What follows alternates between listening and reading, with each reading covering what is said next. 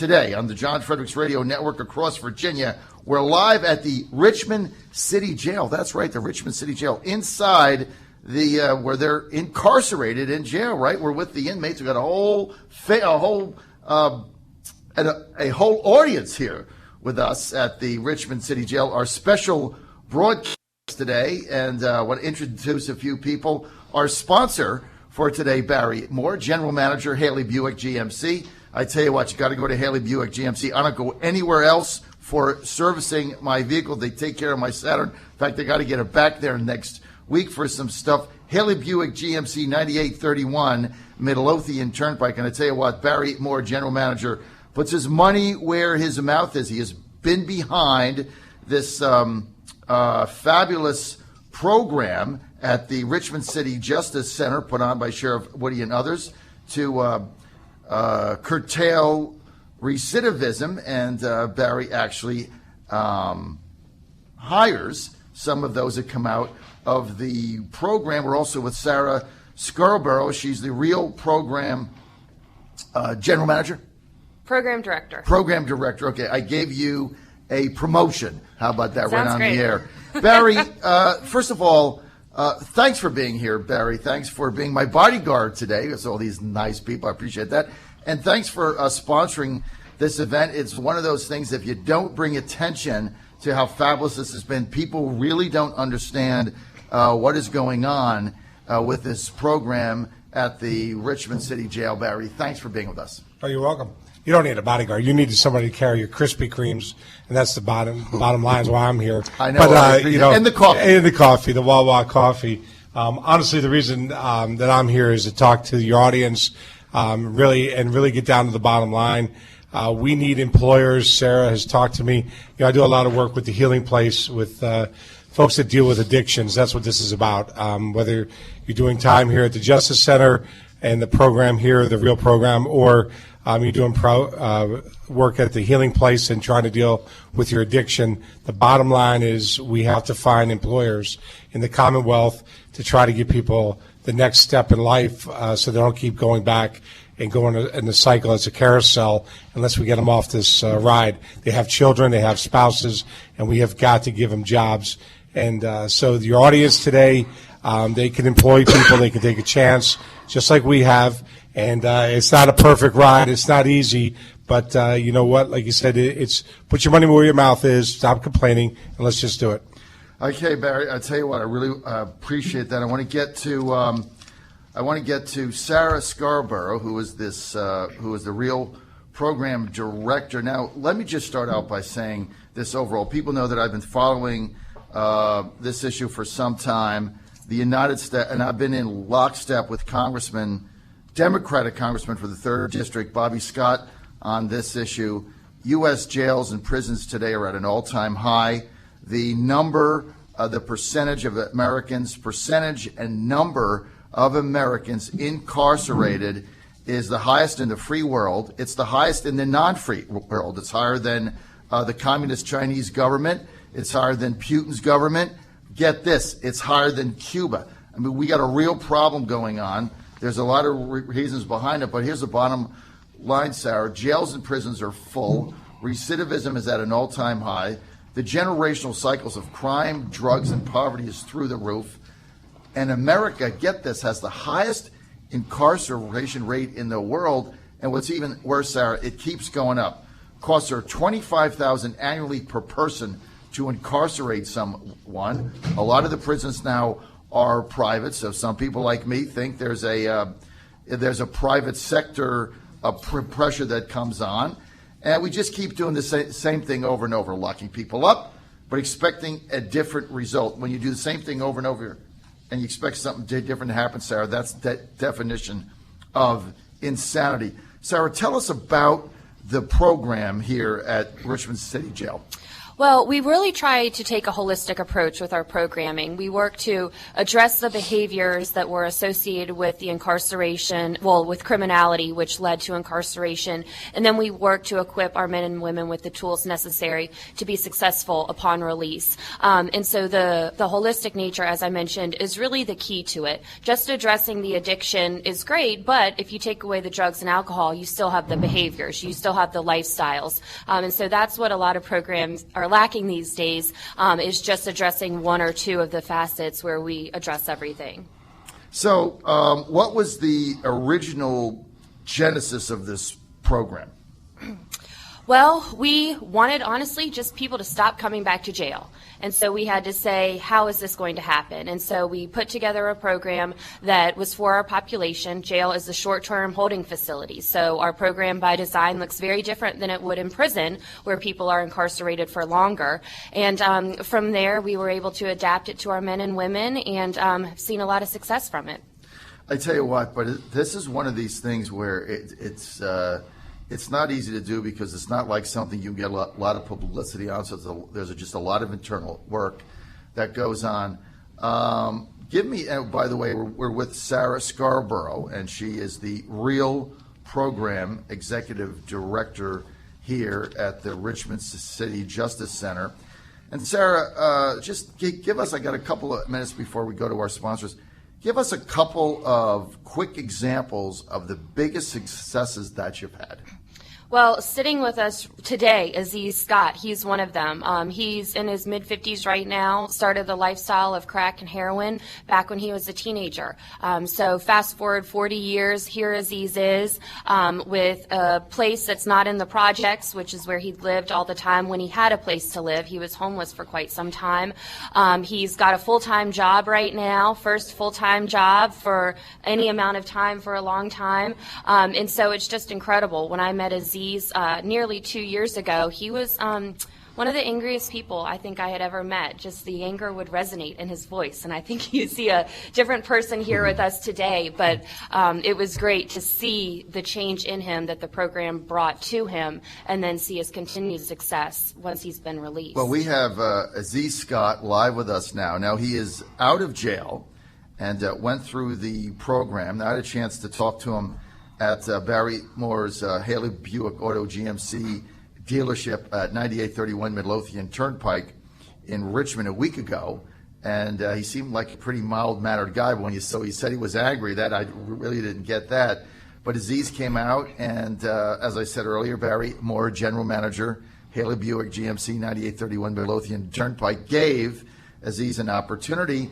Aziz, you seem like a really nice guy. You seem like you were enjoying your job last week. What happened? I just feel like, I finally got people in my life, in my life that care about me.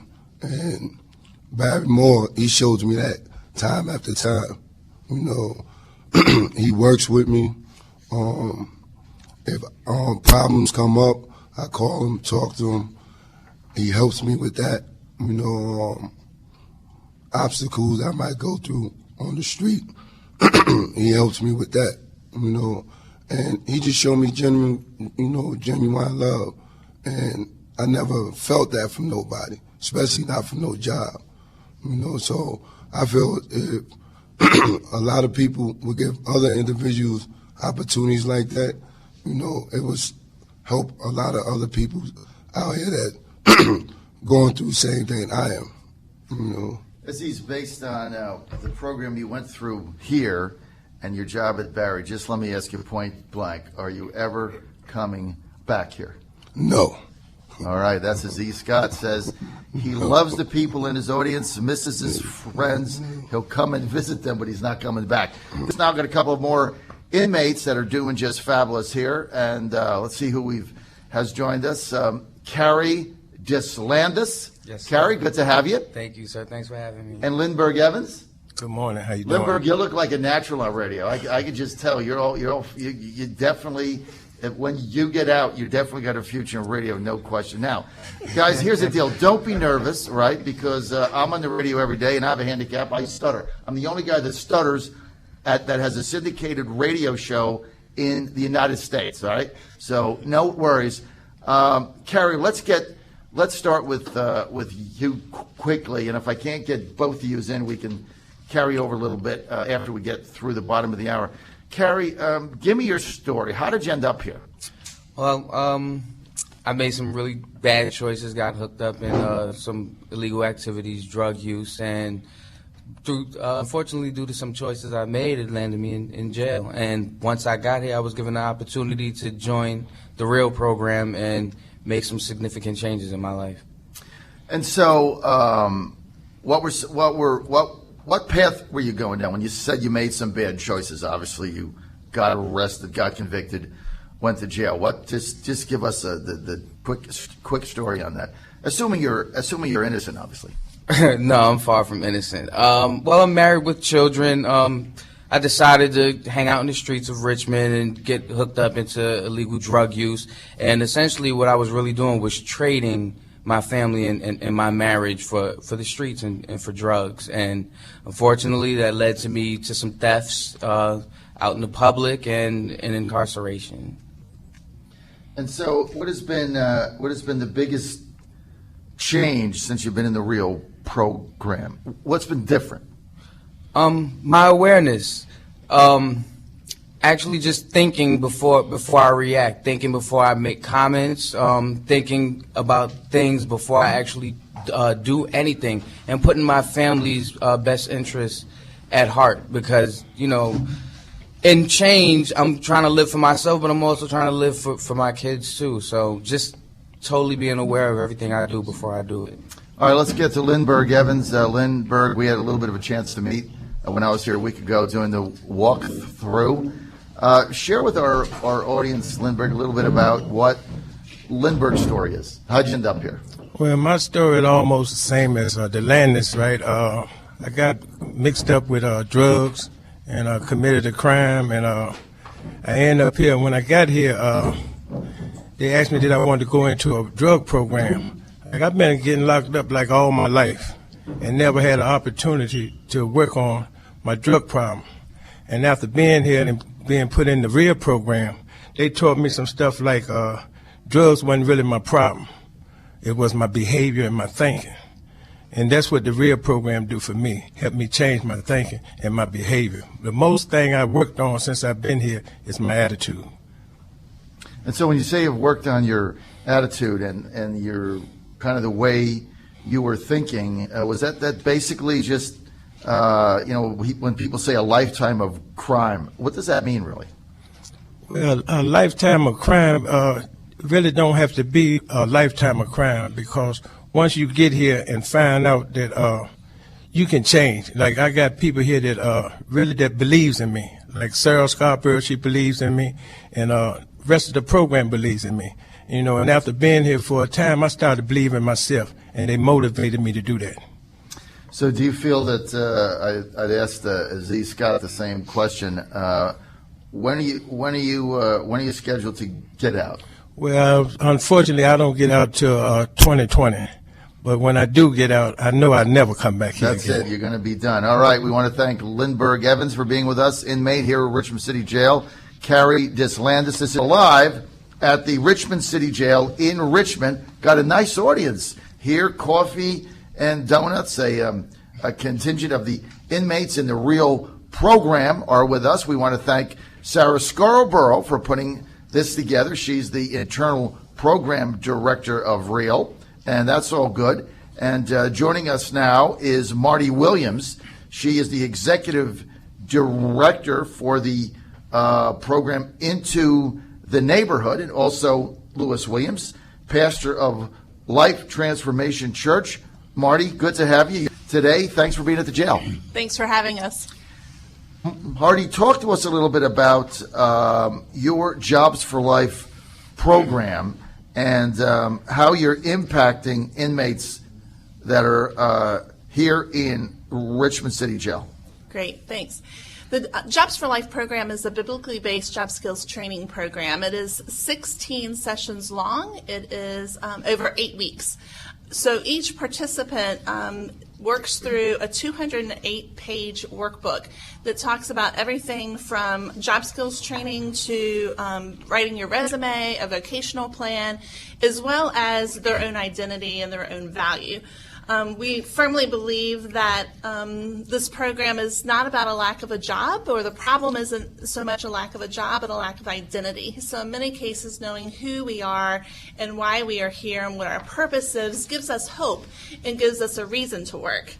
In addition, we work towards character building. Some of the guys were talking about earlier about their character, and many employers will train for the actual skills, but they need somebody with good character. So we talk about having good integrity and that type of thing. And then the last piece is everyone needs a healthy who do you know? And that who do you know is your network. So if your network is a small network of people that are in similar situations like you are, then we try and expand that network and expand who you know. So the best way to get a job is through your network and people that employ. I want to go, if I can, just back to Sarah Scarborough for a minute. Sarah, just share with our audience, I mean, there's a lot of inmates in this jail, right? Obviously, you've got a great program going on, no question. When you walked me through some of the segments a week ago, I would certainly rather be, if I had to be in jail, I'd rather be in where your program was than I guess downstairs. That didn't look like a lot of fun to me. Not that fun was upstairs, but some of the things I heard. I would rather be upstairs with these guys than downstairs with those other guys. And that I'm just saying. So how does somebody qualify for this? Really, to be in the program as a whole, somebody has to want to change. Really, those are the only qualifications. They can request to be in the program when they are initially incarcerated, or if they decide they want to come into the program once they're already incarcerated here, they can submit a request, and we will review that and to come up. If they're in trouble a lot and fighting in population, then no, they're not going to get approved. But generally speaking, folks who want to come to the program can. They're given that opportunity. Now, to participate in programs such as Jobs for Life, that some of our men who are getting out pretty soon, so it's skills that they could put to use as soon as they get out, and they're kind of our top performers. So they're the ones that have proven, they've shown the motivation and desire to change, and therefore they have this tremendous opportunity to be a part of the group. We're with Sarah Scarborough. She's the internal program director at the Richmond City Justice Center, where we're here at the jail today, and part of the real program. Sarah, you mentioned to me last week that you've had some men come into the program, come upstairs, and they just couldn't handle it. They had to go back. And you were telling me specifically one just wanted to go back, or two wanted to go back. How does that happen? You know, sometimes people come up for ulterior motives. They say, you know, it looks good to go to court. I want to tell the judge I'm in the program, or it's going to be easier up there, or it's safer up here. And yes, it is safer because we don't have the fights and the issues that go on sometimes in other places, but it's certainly not easier. It is a very strict, very regimented schedule. They are up by 8 o'clock for a cell inspection, and they'll go some days until 4 o'clock, other days until 7 p.m. Then they have homework, which is called that they do in the evenings on the weekends, and there's deadlines and time limits for that. So it's not just come and kick your feet back and hope you're not noticed. It's strict. We've got over 4 pages of rules just for the program. That's in addition to the jail rules as well. And so, like I said, it's not easy, and some people don't make it. They get up here and say, forget it, or we may have to remove them because they're just not putting forth the effort to be a part of the program. Well, you would think you would definitely want to go upstairs, right, and not be downstairs. One of the inmates I talked to last week, I forgot your name. Tennyson was telling me that you really didn't want to be downstairs. Couldn't get on the phone, and all the gangs that are going on and stuff like that. I want to get to Pastor Lewis Williams from the Life Transformation Church. Pastor, tell us a little bit about what your role is and how you've been able to impact some of the inmates. Well, my wife Marty and I have been committed to an incarnational type, life on life ministry, and so what we seek is to find that our ministry is impacting people's lives for transformation, so that wherever we find ourselves, and it was through a number of different events that we were able to offer the Jobs for Life program, which is offered around the city here in the jail. And Duke University did a study of churches in terms of their mercy ministry, and the majority of what they do is to provide help with food, clothing, shelter, addressing issues of the homeless, but only 2% of the churches deal with jobs and employment. And what we're trying to do is flip the script and bring about a greater amount of transformation in people's lives on an individual basis, and that spreads to the community and to the city. So my role is to see this movement supported among congregations, and also just to be personally involved in the leadership. And so we talk about personally involved in the leadership. At what level do you minister? I mean, here in the jail. Well, I'm personally a champion of Aya, who's here today. Aya, yeah. And I am a part of the developing each week as we put things together to offer the class twice a week, kind of as a team with my wife. And we next month we will be offering two classes, one for women and one for men, and there will be more administrative issues that I'll be involved with there. I want to get back to Marty for a second. Marty, as you were talking about some of the things that you're going through, like we just talked to one of your inmates in the program, Lindbergh Evans. So he's in here till 2020. So that's a long time. I mean, it's one thing if you're getting out in 2016 or 17, you can kind of start Xing the days down. But, you're looking at 2020, that's a long time, right? So how do you keep somebody like Lindbergh Evans motivated through that period of time? Am I making any sense about Yeah, that's a great question. Because I would think that would be a little bit harder. Yeah, that's a great question. Each participant going through the class has a champion assigned to them, and the champion's responsibility is to walk alongside that individual as they create their resume, as they create their vocational plan, as well as things like work conflict and talking about their leadership, and they're their own personal cheerleader, if you will. So one of the things that we've asked is that the champions continue to champion them, coming in for visits and keeping motivation, maybe even working with the family on the outside. We are getting ready to talk to some of the family members about doing a Jobs for Life class on the outside, so that when these guys get out and they come together, they are equally yoked from a perspective of understanding their identity and their character, and again, building their community and network as well. All right, that's. I would think that would be one of the most difficult tasks, is to keep people in. All right, we're going to transition out. We've got a couple more people in, and we're here live at the Richmond City Jail in Richmond. I've got a lot of texts coming in. I'm going to read one here from Mike in Loudon. Mike says, "I think Barry Moore and the guys at Buick are doing a great service having you do the show.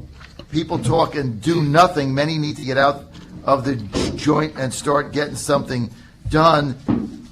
I have to say a semi-bad word. Screw Gillespie, Barry Moore for governor. Okay, just read that, Barry. I guess he doesn't like Ed.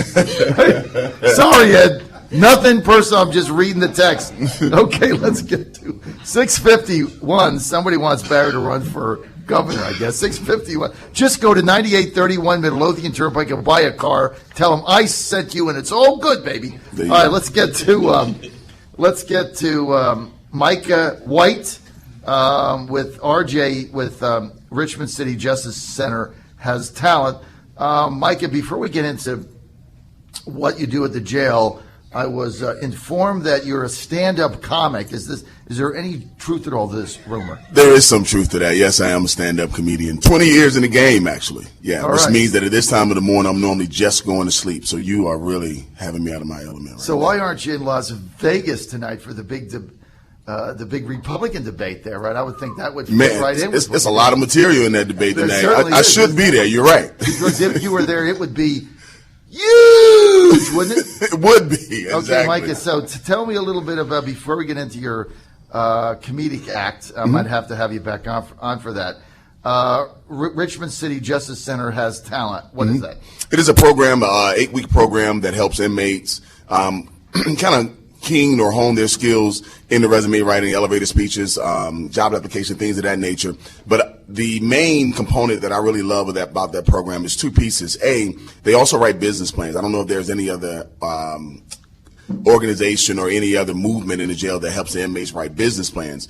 And then the other side of it is they get to perform their talents. So if you have any type of talent, I bring entertainers from the outside that are professional entertainers, hone their skills and talents, and we end with a talent show, elevator speech, kind of celebration, graduation. And it's a lot of fun, but also I think the business plan aspect of it is what helps the inmates own themselves. So you kind of get out, you get the resume, you go get a job. They put a business plan together. Exactly. Okay, and if they got talent, they hone that. Exactly. Okay, so my friend over there, I'm sorry, tell me your name again. Tennyson. Tennyson. Okay, so my friend over there, Tennyson, tells me he's got a CD coming out. Rap Okay. CD. Yeah. And then when I was here last week, there was another gentleman practicing on the guitar. So I'm fired up about Tennyson's. I don't like rap, but I'm going to listen to your CD anyway. Maybe you sell me on it, right? So tell me about that. So he's doing a CD. I mean, how do you get that done in jail? Well, you know, like if Tennyson's doing a CD, for example, I would push him to write a business plan about becoming an artist when he gets out. That way, when he gets out, you still got to go get the job because you got to occupy the time. You got to make some money as soon as you get out. But once he gets off work, he has something to do. And not only does he have something to do, he has something to do that really empowers him and that he really loves to do versus just going out and having nothing to do, trying to wait till you clock in the next morning. All right. So when you teach them to do a business plan for their talent that they're working on, I would think that a lot of our inmates probably don't have a lot of education in that regard. So how do you kind of walk them through that process? Simple format. Once they get that simple format of a business plan down, at that moment they really start to see, I can do this. And then that's when they start to build on their own on that business plan. Also in the business plan, we are realistic in the aspect that we calculate the money that they're going to make on average at a job, if you will. And how do you take that money, even if it's $10 an hour, and invest a percentage of it back into yourself? Because a lot of times, even people that's never been locked up, I mean, we get a bunch of money and we go spend it on everything, then we spend it on things that really don't have any value, self-esteem value, but not real value. Especially during the holidays. Especially, oh my God, I don't even talk about the holidays, but yeah, especially during the holidays. So how do you take a piece of that money and look at yourself first, pay yourself first from the money you use, and use that to invest back into yourself so you can make real money? I know, and don't waste it. Like Exactly. My wife just talked me into buying my 12-year-old son JoJo for Christmas. Cost me $339, and I was kicking and screaming. That thing that what is it called? It motorizes like a motorized scooter or something. What the heck is that thing? Hoverboard. Hoverboard. Is that the stupidest idea you've ever think? I mean, what But you bought one though, didn't you? Yeah, I did buy one. $39 on eBay. How about that? Hoverboard, and now they're Got taking him. them off because it's blowing up or something. I don't know what the hoverboard is. Let me just tell you guys in jail and the audience, I saw the thing when it came in. I think it's the stupidest idea. You don't need a hoverboard. Trust me. I don't even know what for. And now they say you can't. It's the future if it flies. It was just doing that. So, look, do you ever entertain your guys?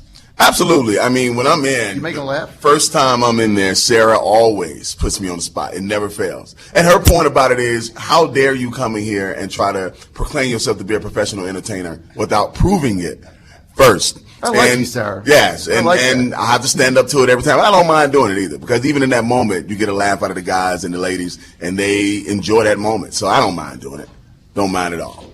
So, what has been your biggest success story here? Then I've seen a young man by the name of Julius. Julius got out, and I went to an open mic one night, and up stands up this guy who made a pre-speech before he performed his talent about he was in a program in jail, and he performed his talent, something he had never done before. So that was a pretty big deal. Then fast forward with Julius, a year later, I am buying 2 bracelets from this guy that he made himself. And when I asked them about his business plan, come to find out that was the business plan he had written while he was in jail and while he was in the program. I tell you, that is a fantastic story.